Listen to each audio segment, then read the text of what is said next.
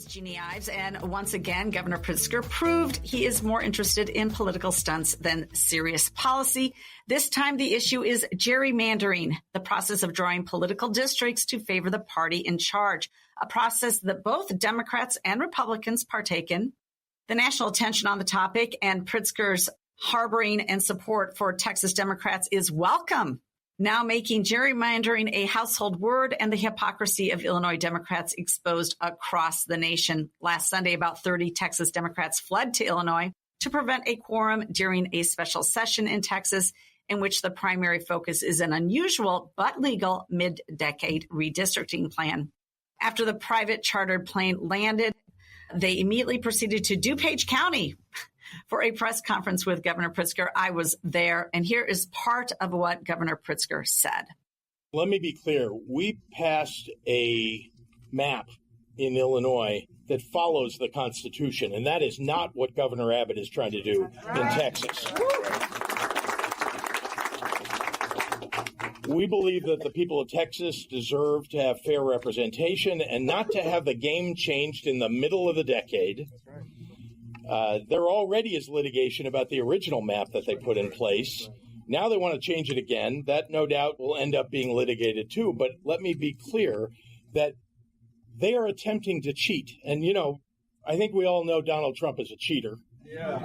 Right. So is the Attorney General of Texas, Ken Paxton. Well, just 2 days after that press conference, in his serious tone, the whole thing was revealed to be the political stunt that it is. Pritzker went on The Late Show with Stephen Colbert and joked that he turned over the drawing of the Illinois maps to a kindergarten class. You already have some crazy districts in Illinois. Take a look at this. Look at 17 here. It does that. Then it comes up here and it sneaks around there and goes all the way up here and then goes right over there like that. And look at this one, kind of goes whoop up there. It's like the stinger on a scorpion down here. Is this common for all states to do? Well, we handed it over to a kindergarten class and let them decide. Okay. Ha, ha, ha. Isn't he funny? I mean, this is a joke. It's a political stunt, but it's actually a very serious issue in Texas with the Democrats fleeing to woke Illinois for protection under Governor Jellybelly. To join me right now is Texas Attorney General Ken Paxton, and he's going to discuss the situation.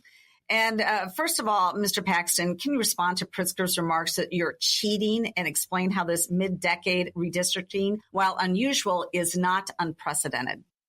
Well, I think it's interesting, and he's very presumptuous to know what's best for Texas, being the Illinois governor. I mean, they've clearly, as Stephen Colbert pointed out, and your governor was not very good at defending, they gerrymandered their lines a while ago. And it's interesting that they can do it, but then he presumes upon Texas that we can't redraw lines because our population has grown by millions in 5 years, and our population centers are underrepresented and some of our others are overrepresented. We're trying to address that, and yet he presumes to know what's best for Texans from the state of Illinois that's already just gerrymandered their own lines and only provided for 3 Republicans in a state that voted 47% for Donald Trump. Yeah, there's no doubt. I mean, it's been great because the Wall Street Journal has weighed in. A number of other folks have weighed in here in Illinois. Even the Chicago Tribune has basically called out his hypocrisy on this. What we know is that the Democrats did all their gerrymandering to the extent that they can a couple of years ago. And you are just essentially correcting for representation of Latino voters. Now, I think that that's an interesting point. Maybe you can just go into that just a little bit more. What you found out during the election is that Latino districts actually are more conservative, and you're trying to draw new maps to represent them. Well, we're actually drawing new maps because not only has our demographic changed, but our population has grown by millions from other states. That's a good point. Particularly from California, Illinois, New York, all these gerrymandered Democratic states that have very bad economic policies. People are voting with their feet. And because of that, our population centers, our maps are not accurate anymore. We're not like Illinois that has lost a bunch of people. We're a state that is attracting people. People want to come to Texas because it's a great state to live in. There's opportunity. Taxes are low. You have business opportunity. We have good education. And we have a need to redraw them after 5 years because we really do have massive changes where our people are living. And some people are really underrepresented and some are overrepresented. So, it's very presumptuous for Pritzker to presume upon Texans what we need. I would tell him, why don't you take care of your own state? Why don't you start taking care of your own people and stop taxing them so much in a way that makes them leave the state? Oh, yeah, no, we're very familiar with his policies. Actually, I should say the only people leaving for Illinois are these Texas Democrats. Everybody else is leaving Illinois because of the bad policies of Governor Pritzker. Yeah, no, we're just another sanctuary for Texas Democrats, just like illegals and criminals here with our Safety Act. So it's great. Okay, so I find it very interesting. There's been a number of legal actions that have been taken against these fugitive Democrats, as I like to call them. So civil arrest warrants, apparently $500 per session day fines. What else is Texas doing to these Democrats to get them to return to their office? So a couple. We've filed a lawsuit in Adams County in Illinois to basically execute on these civil arrest warrants. And they're not like normal, we're going to put them in jail arrest warrants. We are going to put them on the House floor to vote arrest warrants. And so we're trying to execute on those since they've tried to avoid jurisdiction by leaving the state. So we're hoping under the full faith and credit clause of the U.S. Constitution, we can execute on those. We're also trying to remove some of these legislators from office who have been openly, blatantly saying they're trying to avoid their duties as legislators. So we filed that in the Texas Supreme Court on Friday. And then we're also investigating Beto O'Rourke and George Soros organizations. We sent them what are called requests for examination, or requests to examine their records and books to find out how they're funding these, because they're promoting it as political contributions when they raise the money. But these are not political contributions. These are to take care of personal expenses for legislators who are evading the law. So that has been, we believe, deceptive. And we've already got an injunction against Beto O'Rourke for funding this stuff. So right now, he can't fund their personal expenses, not legally. Well, it was interesting because Governor Pritzker was asked at the press conference whether or not he was providing funding for the legislators that are here, and he would not admit one way or another. Another thing that we're concerned about from our end is whether or not he has used official staff in any way to, help harbor them, help coordinate with the Texas Democrats. And so we're trying to triangulate that also by seeing if maybe somebody can FOIA the Texas Democrats and find out if their official staff in any way was connected to Governor Pritzker's staff. Well, guess what? We are going to be finding that stuff out. That's part of our investigation is find out how all of these people are connected and how they're funding this and whether they're doing it legally. Because on the surface, it certainly doesn't look on the up and up. It doesn't look like they're being honest about their fundraising. And it looks like they may be violating Texas law in doing it.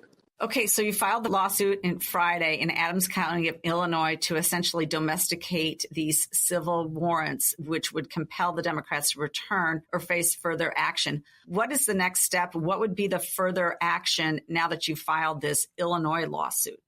So now we have a hearing on Monday to show cause so that we can then get to a contempt hearing and basically hold them in contempt for not following Texas law and not following the edicts of these arrest warrants and coming back to Texas. So presumably the judge could send them back to Texas or jail them for being in contempt. Whether we get a judge in Illinois to help us execute, they should, because this is there's a recognition under the U.S. Constitution that we honor other states' laws. So hopefully we can get that done in Illinois. It's at least our best attempt since they forced us to go to Illinois to execute on these warrants. Okay, and how do you actually think this is going to be resolved in the end? I think in the end we're going to win. This has happened. This is the third time since I've been in office. 2003 when I was in the House, 2021 when I was Attorney General. They only leave on this issue. And each time we haven't attempted these other methods, but we just wait them out. We keep calling special sessions. The governor keeps calling special sessions. And eventually, these people have to come back home and earn livings. They have families here. So in the end, we only need a few of them to come back. And once a few come back, they all come back. So we will get this done, just a matter when. There's no doubt you guys are going to win on this issue. They will return. And I found it very interesting, just to let you know, Democratic caucus leader Jeanne Ives spoke at the podium bemoaning the fact that they are away from their jobs. They're unable to earn money currently, and that they only make $600 a month as a Texas legislator. Well, I want you to know, and I want the rest of Texas to know, that in Illinois, our Illinois legislators make more in a month than your legislators make in a year. Just for comparison's sake, Texas is a much better run state than Illinois. So I applaud you guys for holding the fire at $600 a month. I wish we could get ours down to that. Well, look, whether ours make enough or not is a question for the people of Texas because they get to vote on it. So what I love is we have a citizen legislature that requires that people have other jobs because they don't get paid enough. So it pushes them out in the private sector and forces them into other jobs. So they're not just thinking about how they can legislate on the people of Texas. It's going to affect them if they're having to make money in the economy like the rest of the world. Excellent point. Thank you so much for making that. And I just want to thank you for taking some time out of your busy schedule to join me on The Real Story with Jeanne Ives. Attorney General Ken Paxton, good luck. And we look forward to the next actions. And hopefully it happens here in Illinois to send a message to the rest of the country that lawlessness will not be tolerated. Well, thanks for having me on. And hopefully we'll have some success in Illinois so we can get these guys back to vote. Sounds great. Thank you so much. Thank you. We'll be right back with The Real Story. We've got more on this topic and also those high electric bills that you are facing, especially in Southern Illinois.